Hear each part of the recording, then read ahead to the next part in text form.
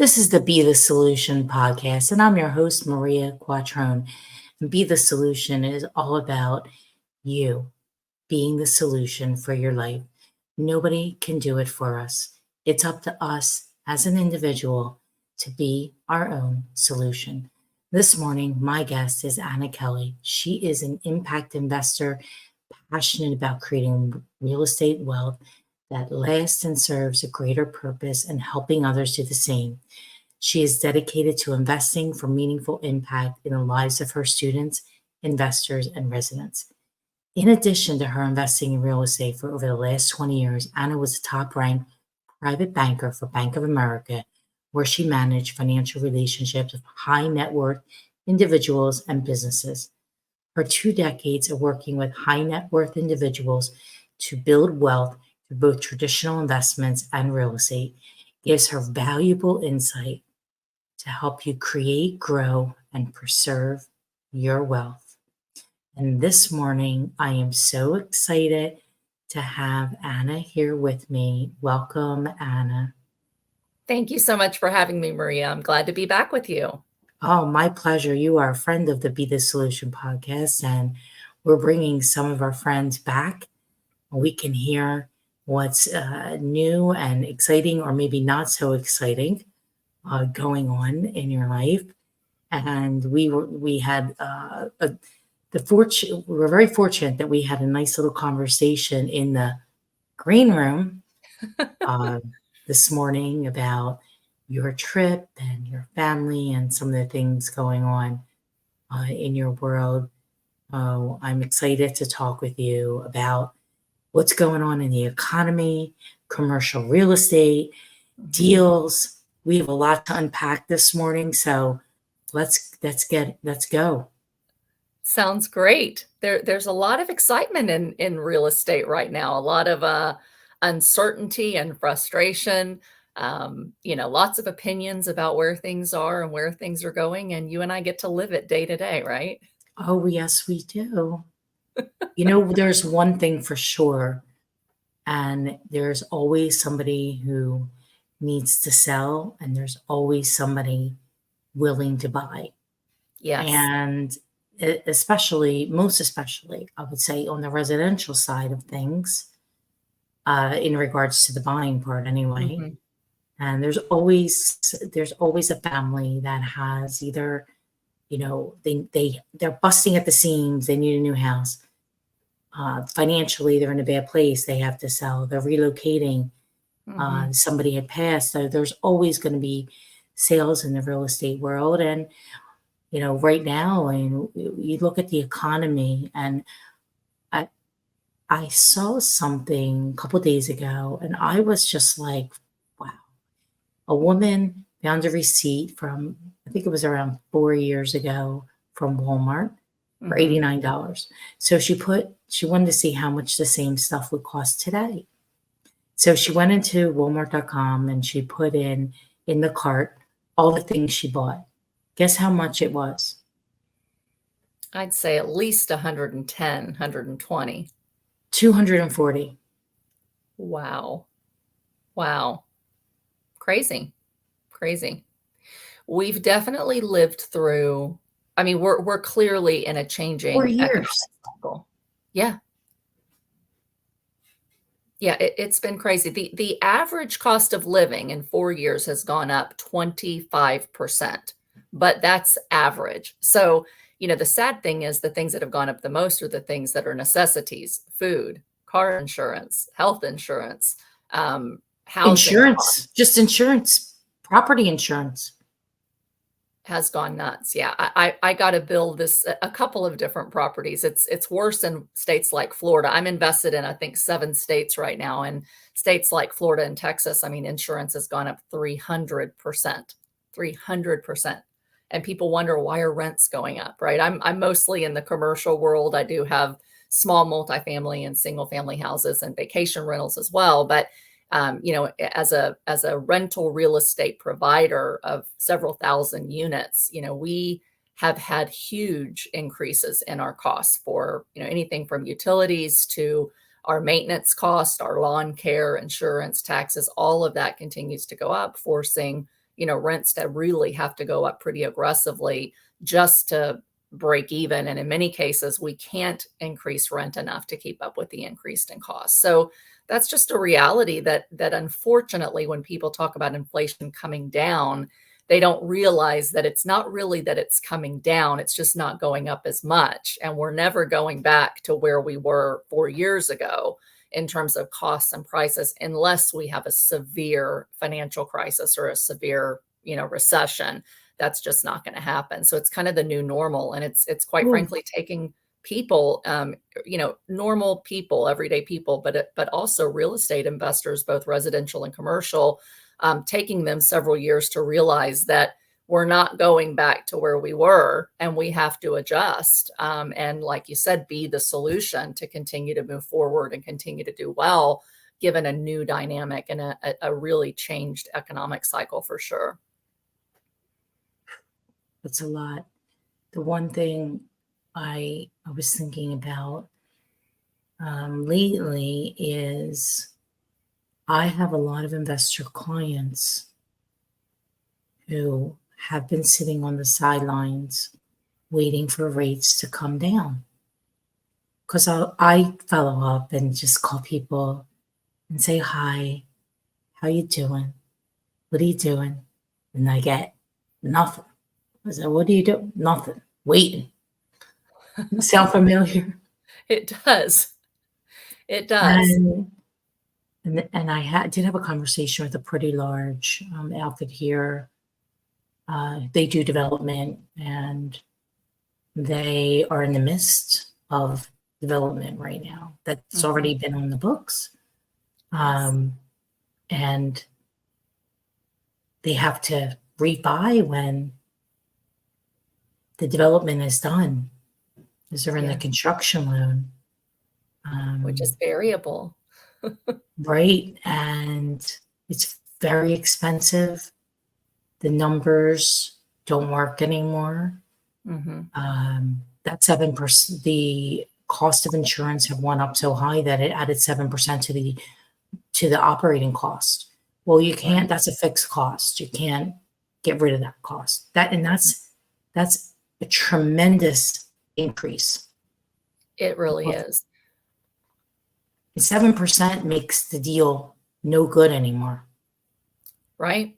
And the reason for that, especially on the commercial side, because again, I syndicate large apartment complexes, but we've also, we had started to move into development a couple of years ago, primarily in Dallas, Fort Worth area in Texas. And the thing about commercial real estate that is different from residential is that the values are not just based on like sales comps. Well, what did the property next door sell for? So if you've got 5 properties that all sold for, $40,000 a door, then it's worth $40,000 a door. In commercial, it doesn't really work that way. It basically the properties are valued based upon the net operating income. So all the rents that it collects minus all the expenses is the net operating income. And then you divide that by a cap rate, or kind of a going rate of return that's demanded by the market to take on the risk of that type of asset. So when interest rates go up, not only are we dealing with, oh no, now our cost of financing has gone up, but it actually impacts the value. Because if interest rates, if a US Treasury rate, for example, is paying, 2%, then average to build a brand new apartment building, an investor is going to want to make 4.5% to 5% on that deal in order for it to make, for it to be worth the risk of doing the deal. When Treasury rates go to 4.5%, they're going to need to make 7.5% or 8% on that deal in order to make it work. Well, when you're now paying, interest rate of, and I'll give you real numbers, going from 5% interest on commercial construction to 11% interest on commercial construction, you can't make that 7 or 8% return. You're lucky if you can make 2 or 3%. And your investors who are funding the deal, now instead of, 15% return on their investment, they want 20, 25% because there's more risk. But that's just one side of the equation. So values of commercial properties have come down across the country about 30%, not just because the interest rates have gone up. That's a big piece of it. But also now all those input costs that you're talking about, the cost of insurance being one thing, the cost of taxes going up because values are, on paper going up. So you've got a double whammy in commercial real estate and development, Maria, because it's both the income is going down because costs are going up and your interest rates are up. So it really makes it to where on the commercial side, it's very, very, very difficult to pencil and make a return that's reasonable for the risk that you're taking. So as a commercial real estate investor, on the commercial side, I've been somewhat on the sidelines as well, because you really have to look at the reality of, if I move forward on developing this project and interest rates don't come down, or inflation stays higher for longer like it has, or my expenses don't come down and I can't raise rents any further, then not only could you not make a good return, but you could be upside down and not able to sell, not able to refinance. There's a lot of risk there. And so sometimes it's a wise thing to sit on the sidelines when you know that the risk reward isn't where you need it to be, compared to, let's just park this money in a CD and make 4 or 5% interest. It's different though on the residential side. On the residential side, I think it's a mistake, a big mistake, for investors to just sit, because there's many, many, many ways to make a deal into a really good deal that you think doesn't look like a good deal at first glance. There's many ways to get creative with financing, with seller financing. That's one of the things that I specialize in and love to do. And I've actually, Maria, after going commercial, I said, I'll never buy a single family house again. I've actually bought a few single family houses again, because the market shifted to make single family and vacation rentals something that was really lucrative, structured the right way, at a time when commercial was more risky. And so you've always got to be looking at the reality of, I put on my old private banker hat. I don't look at real estate as, this is a property I get to own. I look at it as, I have an option with my money to invest in many different things that can create me a return. So where can I put my money for the least risk and the greatest return at any given time? And when an economic cycle shifts, or different regions have different realities in terms of the economy, or different asset classes, then you have to be wise enough to be able to shift and say, how can I continue to make good returns even if interest rates are high? What asset class and where can I buy something that's going to give me good risk-adjusted returns? And so for me, it was shifting from, a lot of our development projects have been on hold, Maria, just like some of your clients, because it doesn't make sense for ourselves or our investors to take a level of risk where many things are outside of our control, because of a real shift in the economic cycle. At the same time, though, we have projects that we have under contract that we own the land already. So we can sit on the land for a while. But in the meantime, I got to go, do I put my money in a CD and make 5%? Or can I find a property somewhere, single family, vacation rental, what have you, small multi-unit, where I can make a 8, 9, 10% return on my money? Now, some people make the mistake of saying, well, I'll never invest for 10 because 2 years ago I made 18. Well, today isn't 2 years ago. So you have to look at, what is the risk-free rate of return in a CD or a treasury. And if I can make about 3% more than that as a return on investment, that's a really good additional return on my money from a historical standpoint, long-term. So I just shift on, what am I going to buy? But you have to be very, very patient, but also be active enough that you're not missing out on the best opportunities of your life at the bottom of an economic cycle because you're waiting too long. Timing the market. Very difficult to time the market, but there are indicators of what that looks like. I remember, if we think back, right, the future is in our past. Think back to 2008. 2008, the cycle started in 2000, end of 2006. I'd just been in the industry for 2 years. But since I'm a numbers person, I saw inventory climbing. And inventory climbs, prices are stagnant, deals aren't turning over, houses, whatever, not turning over, meaning not going under contract. That starts to quickly pile up. Yeah. And you look at 2000, so it was in 2000, so we had 7. People didn't understand it. I Mhm. was screaming to high heavens, "You have to adjust your number now. I promise you, you will make more money today than you will 2 years from now." Mhm. Anyway, some people listened, some people gave the houses back. Yeah. You can't can lead a horse to water, but you can't make them drink it. Right.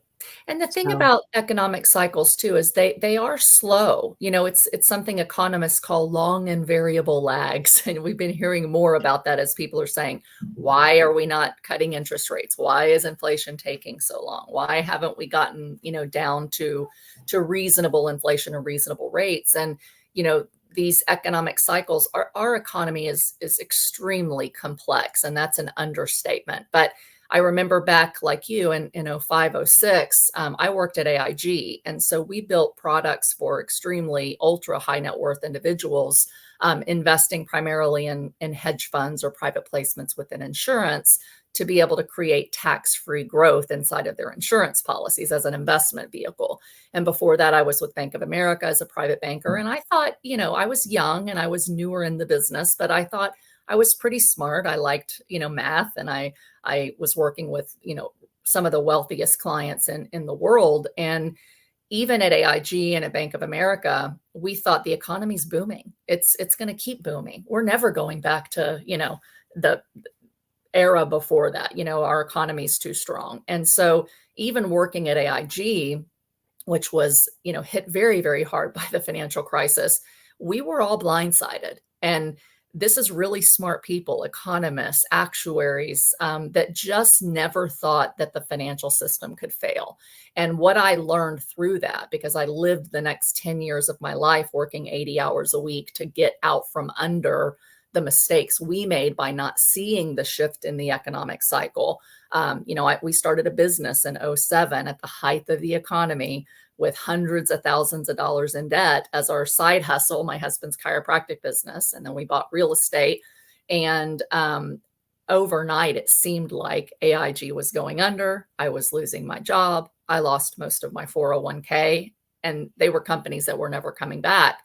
And I was like deer in the headlights. How did I not see this? How did all these smart people not see this? Because you see what you want to see. And these long and variable lags, everybody always says, it's different this time, Maria. This time we're not going to have a deep yeah, recession. It's just that's not what going to happen. The economy's so strong. I oh, I hear learned that right now. It's we different this absolutely do. time. We absolutely do. And I've been on record and people have said I'm a doomer, and I'm not. If I was a doomer and I was a pessimist, I never would have built, the net worth and the liquidity that we have and the income, because I've always had optimism that says, despite the fact that I think things are bad or it's clear that things could get bad, I'm going to use that to my advantage, and I'm going to do what everybody else isn't willing to do, to basically go in when everyone's running away and to pause and take a step back when it has this irrational exuberance that everything's great when I see the data. So I learned after 2007, because Maria, we had 700,000 in business startup debt. I was the primary breadwinner and I was losing my job at AIG. It Oh, was wow. devastating. Yeah. And when I lost most of my 401k, I did what I've been trained to tell people never to do. I pulled what little I had left in my 401 and I bought another 4-unit apartment building. I had found out the week of the crisis that I was pregnant with baby number 3. And I thought, Oh, the world is collapsing. What am I going to do? And I thought, okay, I got to do the next right thing. And I just got to figure out the next step. And I pulled the rest of my 401 and I bought another 4-unit because I said, if I can make an extra 1,000 a month, that'll pay for diapers. It'll help pay for, food if I lose my job. And I just knew that real estate, when it crashes, I started really studying real estate more. And I had been in real estate a few years, but when it starts to crash is the time when you buy at a steal and you buy the best deals of your life. And you just have to watch and hold those long term, like you said, so that in the future, they're worth a lot more money. So I went all in '07, '08, well, really '08, '09, after things really hit the fan. And I just started buying as much property as I could The problem is it was hard to get financing. So I had to get creative and learn creative financing and figure all that out. But the point being that I learned a big lesson to not listen to all the voices that are only positive, and it's different this time, but to really become a student of the economy. So this last few years, I've really gone back and studied. I mean, I have volumes of Fed minutes and, Fed mistakes and booms and busts, back as far as you can go and into the 20s, what Wow. causes them and what kind of data you really need to look at to see where is the economy going, and use that data. Although it's hard to time the market, you can see the signs, like you said, that say, hey, things are changing, things are shifting. We need to pull back, be a little more cautious, and we need to prepare for the worst, hope for the best, and keep moving and doing the best deals that we can during that process. And so I'm thankful that I went through 08, 09. It was the hardest period of my entire life, but it's also what allowed me to become extremely wealthy today, because I wasn't listening to all the positive voices. I said, I can make opportunity in every market, and I have no choice other than to figure it out, be my solution, and keep doing deals that I know over the long term are going to do really well. Once the economy finishes its recession and you start recovering and you have the next boom, that's where the wealth is going to be really created over time from what you do at the bottom. Indeed. So we have been in this next boom. I recall the market actually shifting in spring of 2011. It was mid-May. I remember April, May of 2011, and I had a development that I was representing, and there wasn't much happening. And then all of a sudden, everything started to sell. And I went, the market shifted. Mm-hmm. And it did. Yeah. It did. I remember that being back then, that time in that month of May was one of our biggest months in real estate because of that. Right. But that's when the shift happened. So here we are sitting at July, end of July 2024. Yeah. We're 13 years and a few months later. And that going up, up, up, up, up, it will not, what comes up must come down. I don't Right. know. Right. For sure. And what's really hard for investors, because I coach real estate investors as well. And so I've got, people from just starting out buying their first investment property, to people that I'm helping with big syndications and big developments and things of that nature. And what's difficult is that you can understand, and I think by this point everybody understands, wow, things are different, things are harder. And then they just say they become paralyzed with, what do I do next? And the reality is we are in a real estate recession. I mean, transactions have completely crashed across the country, both residential and commercial. So in terms of whether we're in a real recession economically or not is debatable. I believe we are in a recession.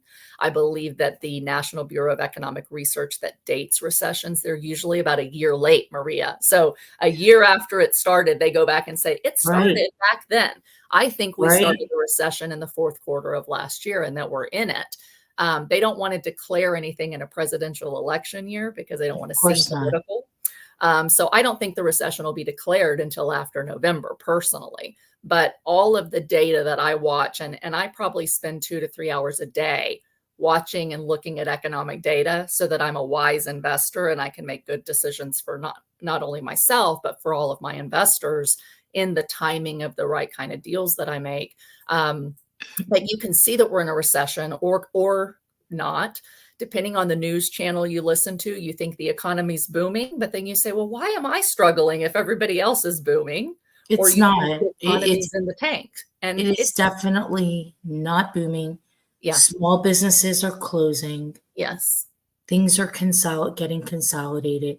The for big sure. businesses, the Robin Barons as of our times are getting larger and larger. Amazon, Google, Right. Meta, all of them. They are they're they're they're giants. And Absolutely. the little business can barely make it. Right. And here's the other thing, 66% of American households today are living check to check. 66%. It's huge. And that's regardless of your income level. People making 250 plus are still living check to check. And so, when we talk about the fact that the cost of living has gone up so much, people say, well, unemployment's still low, so we can't be in a recession. But the reality is there was a survey done really interestingly, maybe a month or two ago. It was before I went on my vacation. And it asked people, are you living check to check? Do you have credit card debt? Are you taking a summer vacation? Are you charging the summer vacation? And so, you look at economic data, it says, oh, people are doing fine. They're all traveling on vacation, but they're still spending money, but they're all putting it on a credit card. And these people's credit cards are maxed out. They're defaulting on credit card payments, on school loans, now that school loans have to be repaid again, on their auto loans. I look at applications for renters all the time, and I can see a huge decline in renter financial health and their credit scores, and missing lots and lots of payments. And so, the reality is most of the economy, the 66% that are living check to check, they are continuing to go into more and more debt, very similar to before the last financial crisis. And so when we do hit a bottom, and you do start to see unemployment really start to tick up, which never happens, by the way, Maria, till after the recession's been declared.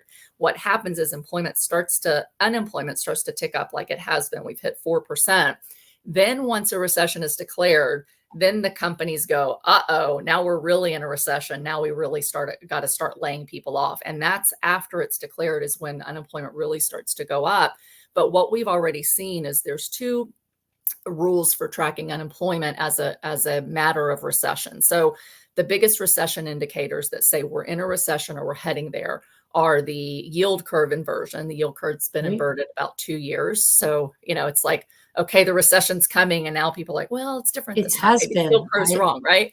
But there's two other rules, the SOM rule and the McKelvey rule. And the McKelvey rule, I believe, if I don't have them backwards, is when unemployment changes by 0.3%. So it's a small percentage in a 3-month period. It always immediately indicates a recession.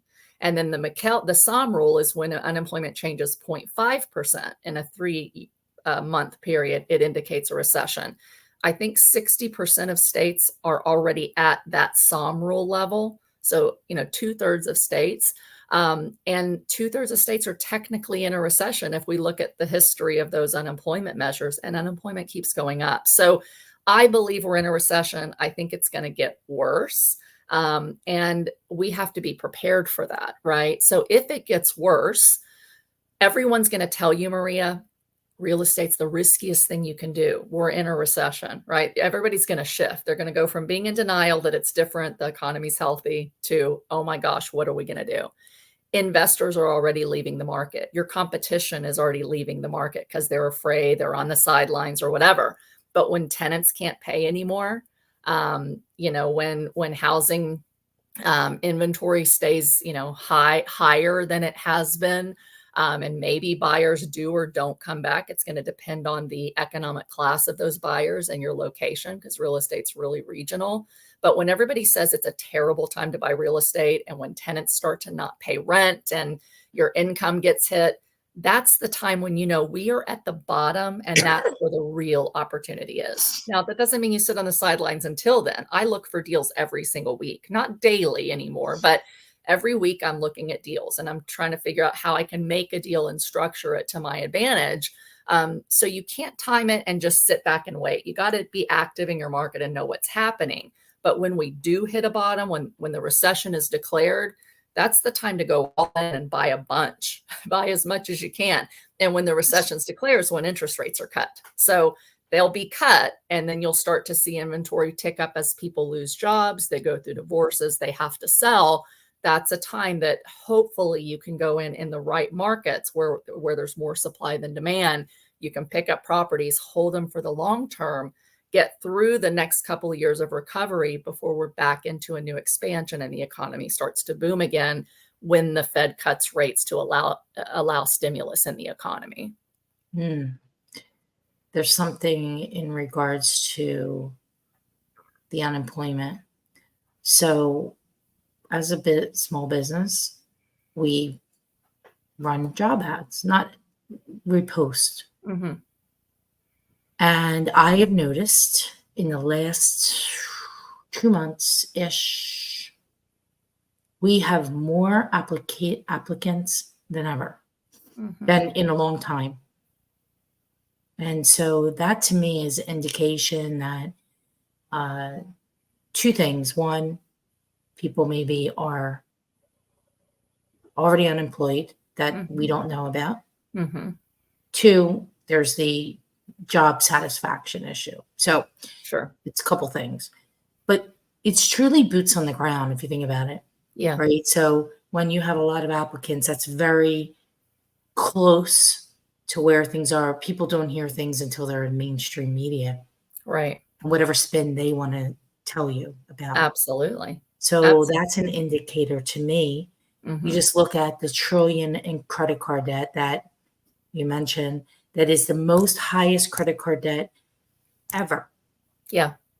And big defaults. I was traveling the last 2.5 weeks, so I didn't spend too much time on, news sites, but I did check each morning and see if the world was blowing up. Things happened, like the president stepped down and another president almost got shot. And so it was like a few things happened, but I wasn't really looking at too much news. But I saw a news story one morning that it was a major bank. I don't remember yet because I didn't delve into it, but it was a major bank just took a huge write off, like tens of millions of dollars in credit card debt. And so it's like, okay, it's starting to happen. And so we start to see those things. And when you're toward the middle or end of a recession, it finally starts to hit the news. But one thing about employment, I hear people all the time that think I'm too pessimistic and they're very optimistic, but they haven't invested through real estate cycles like I have. When you've been almost wiped out, you learn and you're a little more cautious as you move forward to make Hopefully. wiser decisions. You hope, right?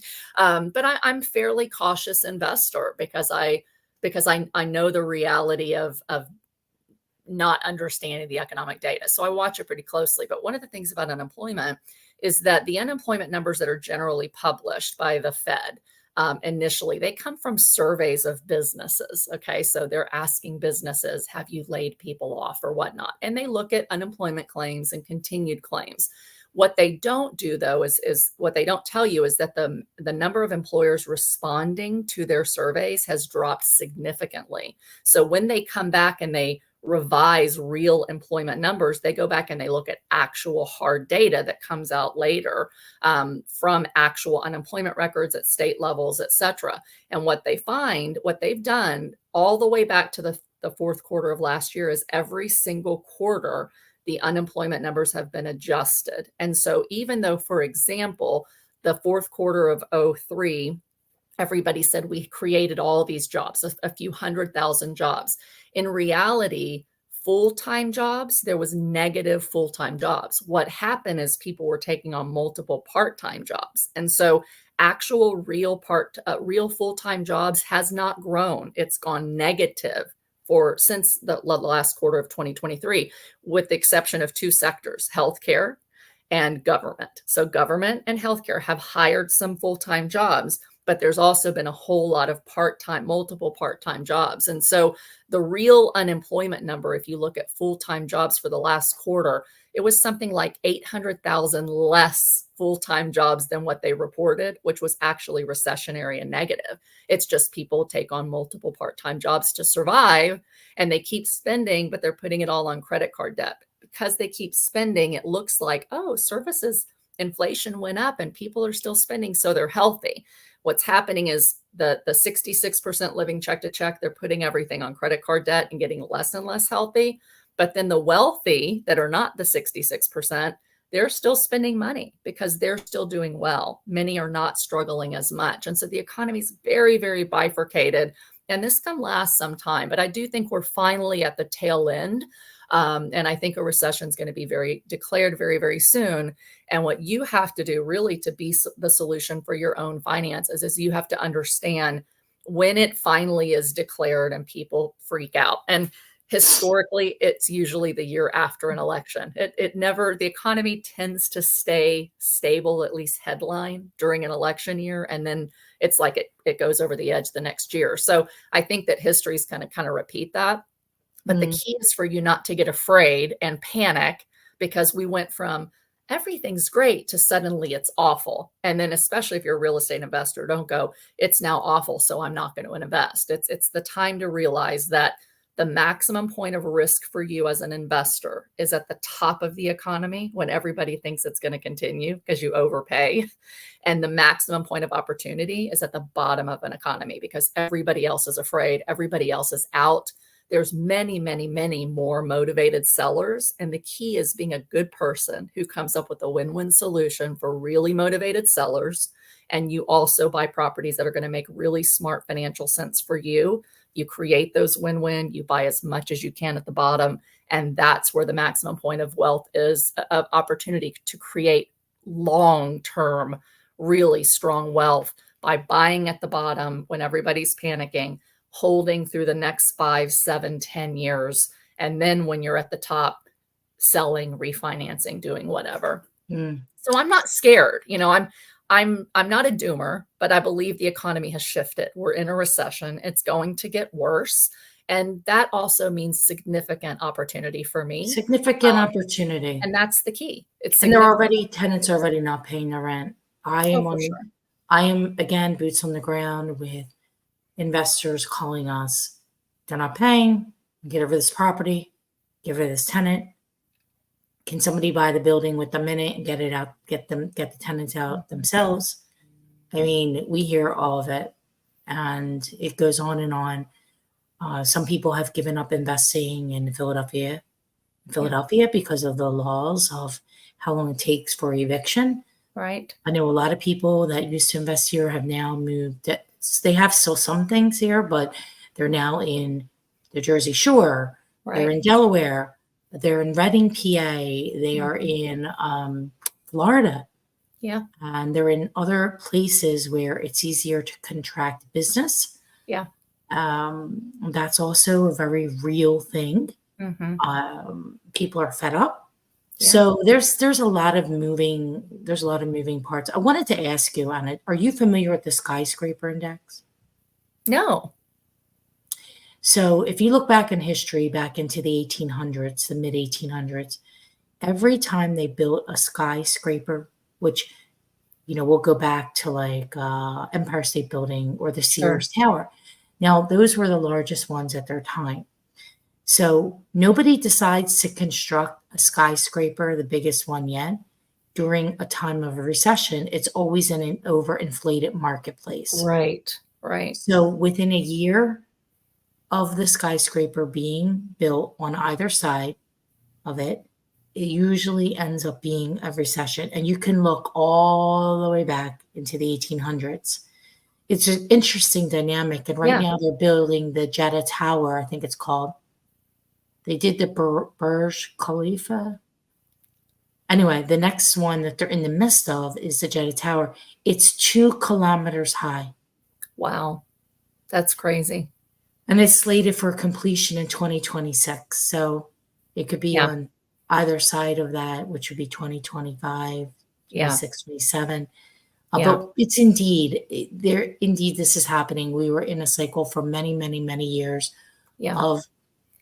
and if you look back over time, over the last 100 years, you can see how many different real estate cycles there were, up and Yeah. down, up and down. And real estate does really lead our economy. Yeah. Each real estate transaction, at least on the residential side, is worth $87,000 in other business. You have Right. movers and painters and furniture and dishes and all the things people need when they buy a house. And that's the other thing. It's not only just buying a home that's more expensive, it's all the products that you buy to put into the house that are more expensive. So Absolutely. when you Yeah. go to a restaurant and you're paying now, every entree is $40, $50, $60. It's like, when does it stop? Right. Right. Like, Yeah. I Mike I am Panterowitz. Oh, I'm sorry. Go ahead. no, I am we do not live paycheck to paycheck. My husband and I, live very, very, very below our means. Yeah. We are like extremely below our means. Okay. Mhm. and we have Us too. extra. Yes. Yeah. So we have extra money to spend on whatever we feel like it. And generally, when I go grocery shopping, I just put stuff in the cart or I just buy things. And now, lately, in the last year, I've been looking more at prices because they went up so much. And I'm like, oh, well, I guess I don't really need that, Yeah. And then even going to restaurants, I was a big, because of being in the business I'm in, meeting people, eating out, drinking wine, all this stuff. So as you're aware, I'm in a time of a reset Yes. from wine. Uh, just want to get healthy, and I don't need to be a daily drinker. I don't need to be a weekly drinker. I need to be whatever I want to be, which is going to be, well, sometimes when I feel like Right. it, like my Right. vacation coming, right? Yeah. Where I'll have different little things here and there. Anyway, when we go to the restaurant now, I'm like, veal chop, $68. Yeah. I'm like, you know what? I'm not getting a veal chop. In Right. fact, I'm sick of going out to eat. The Yeah. last 3 meals I had, which weren't cheap, all sucked. Yeah. Yeah. And I'm a really good cook, so I'm kind of like, now you like to go out because it's social. So what do you go out and just waste money to be social? Right. And these are real things, right? This For is this is sure. real stuff, and this has to do with the economy. This Yeah. has to do with people's mindset. This 100%. I know I have spent more time this year with clients who can't make a decision Mhm. than ever. Yes, and part of that, Maria, is because things shifted so drastically with COVID. And it's like, okay, it's crashed, businesses are shut down, we're all really scared, and then all of a sudden, oh, we get helicopter money. Now we have money. Now everybody's spending. Now everybody feels like it's great. And then all of a sudden, wait a second. Now there's unemployment. Now there's all these other things. Now our cost of living's gone up 25%, and we can't find another job other than more part-time jobs, right? So people get so numb to significant change back to back to back to back that they become paralyzed with fear of not knowing what's going to happen next, and then they can't make decisions. And I see that in my clients. I see that with my tenants. It is a natural human response to say, when I feel like nothing's in my control anymore and I can't predict what's going to happen, I'm just going to be stagnant and I'm not going to do anything. But eventually what happens is consumer confidence goes down because they become so unconfident in what's next. And now we see all into the political shifting and all the things happening where people are like, oh my gosh, what's next? And that creates fear. And when that finally happens, that's when a recession gets really bad because people won't make financial decisions and they finally say, I've had enough. It's time to start cooking at home. Right.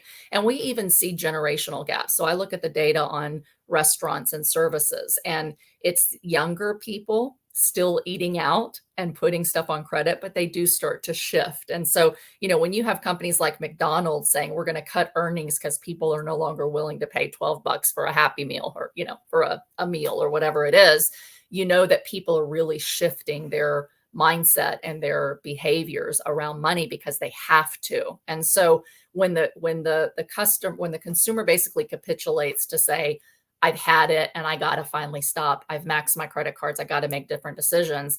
They stop spending. And that's what really finally brings inflation down. And it's what finally, makes a recession stronger. And it's what finally makes employers start to lay off and people to lose jobs. And then that's when that cycle seems to suddenly happen. It's been happening over a couple of years. It's just not hit the bottom yet, but when it does, it's going to be, it could be bad. That's a whole nother topic of discussion is, recessions can be short, long, deep. They can be diffuse across multiple industries. But one thing that we do see, to your point, that housing leads is there's a HOPE framework. It's HOPE, and it's developed by Michael Kantarowicz. And it basically says when an economy really shifts, it's led first by housing, then by orders of, businesses ordering stuff to sell to you, then profits, and then employment's the last shoe to drop. So we've been in a housing recession. Orders in manufacturing have gone down significantly. We're in a manufacturing technical recession.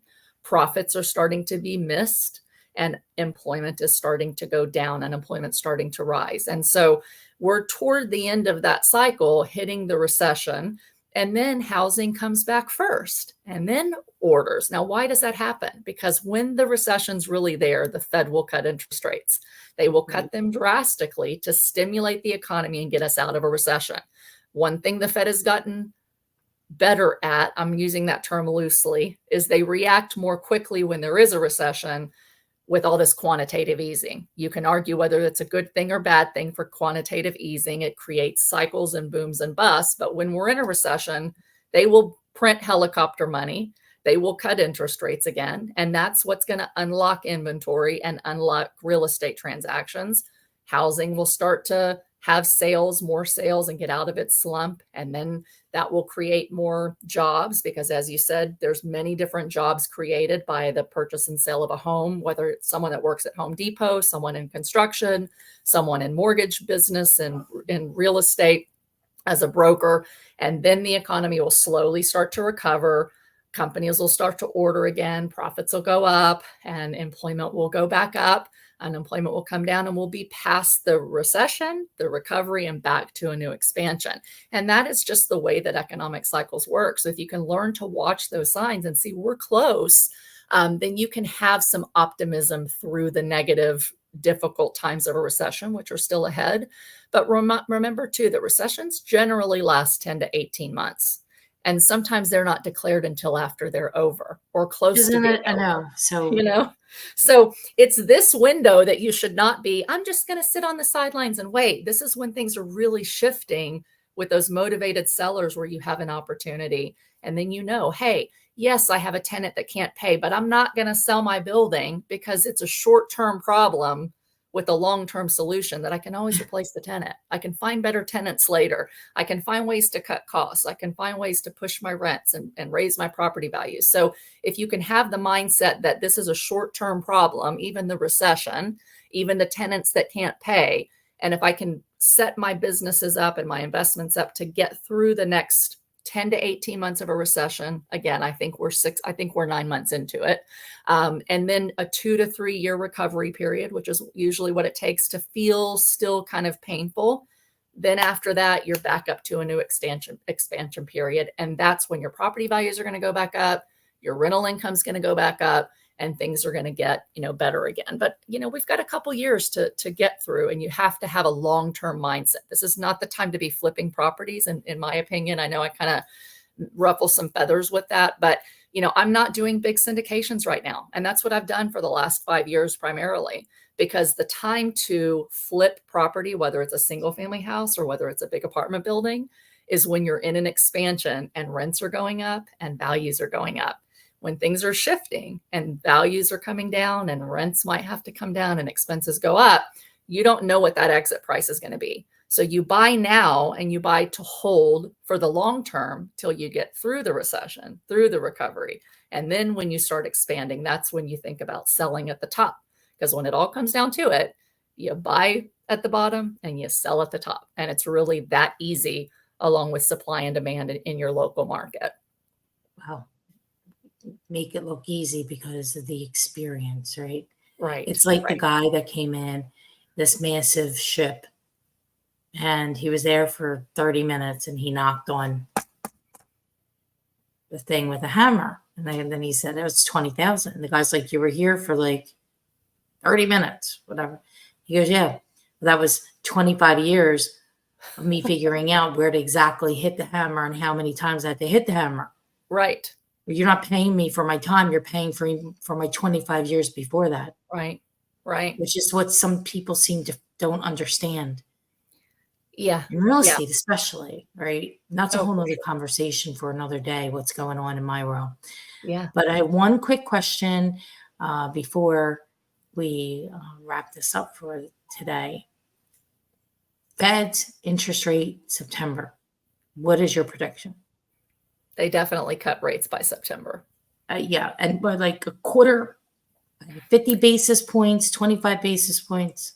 So one thing I've learned with experience is that it's very, very, very difficult to predict. Um, it just really is because the I economy know. is so I'm complex. not But holding you to I it. would Your gut. say my gut is a quarter point unless between now and September, so basically in the next month, if we had a massive surge in unemployment, and it finally was evident we have a whole lot more layoffs, then that employment ticking up much more than like 0.1% over the next month is going to be enough for them to say, okay, unemployment is now officially recessionary. We know we're going to be accused of being political, but we're still going to cut half a point. Mm. If that happens, they'd cut half. If it doesn't happen and unemployment ticks up 0.1% again, and it's barely, and you have any inflation come out for July, early August, or for August, early September, then I think that they may do a quarter point. And then that way they can wait till after the election to make a bigger cut. So the first cut, I think, will be fairly small unless there's something big or we have a major banking crisis and some bank failures, which still could happen, by the way. Mm. That would make the Fed cut deeper. But my gut is right now, if things don't change much in the next month, it's going to be a quarter point cut. After the election, they will declare that we're in a recession and they will officially start to really slash rates pretty drastically once a recession is declared. So I think 2025 numbers, rates are going to come down pretty significantly. Well, we shall see. We Yes, we shall see. shall. Okay, 2 questions really quick before we wrap up for the day. 1, your guilty pleasure. I drink Diet Dr. Pepper, which is totally bad for you. It's really bad for your metabolism, and I'm addicted. I have shifted to Zevia, Dr. Zevia, which is like a non-GMO. It has none of the bad stuff that's in sodas, and I actually like it pretty well. So I have to have caffeine to function. I just do. So caffeine between coffee and Diet Dr. Pepper. All right. All right. Well, I'm glad you're trying to wean yourself off of the diet part because Yeah. I had 3 stuff's months bad. of none. I gave myself, like you, a 3-month that I'm gonna do this for 3 months, and then I'm Yeah, gonna have it when I feel like it. I didn't have one in Europe. I drank more coffee. I had a few more croissants than I normally eat, but I didn't have that's all Diet Dr. right. Pepper for 2 weeks. So I had That's one all right. yesterday when I got back. Food's better there. Yeah. Croissants are they're allowable on Yes. vacation. Okay. Next question. And this is for you personally. It could be business or personal, but no family stuff because people want to like put their kids in and it's about you. What are you most excited about for your personal future? Hmm. Really figuring out new ways that I can make an impact on this world. I've had a lot of success, and I'll just say this about kids. I've got my second one going to college, and so I've only got 2 left at the house, and I have 3 years and 5 years left with them. So I'm excited for the next couple of years to really focus a lot on my family. But I'm really excited about and already working on some impact projects where I can leave a bigger legacy outside of Mm, just my family I love that. and do deals, do things, whether they're real estate related or not, that really take some of the wisdom I've gained, share my story in a way that really can impact people financially, spiritually, and as a whole person, so that my impact is greater than just, I don't want to die in my obituary say Anna Kelly made a whole bunch of money. All right. Mm, It's Anna Kelly left a lasting legacy and impacted my life in a really strong way, pointed me to God, pointed me to the family and the things that are most important that are outside of money. And that money is just a tool that you can get really good at using to create a life of purpose and a life of impact. I love that. I love the impact. It's important. Yeah. In fact, it's kind of what we're here for is to be in Yeah. contribution and help Right. others, Right. whichever way that means. And the more that you're financially better off, the more you can do. should you choose. And I know that you are choosing to do that. So it was Absolutely. great to have you today. My gosh, we could talk for 2 more hours. Yes. This has been But so I fun. am, yeah, yes, Anna, you are amazing. You're an amazing woman. And I look forward to regrouping with you in a few months again, Yeah, more about I'd love that. what we're having or be the solution. But thank you, my friend. Thank you, Maria. It's been my pleasure.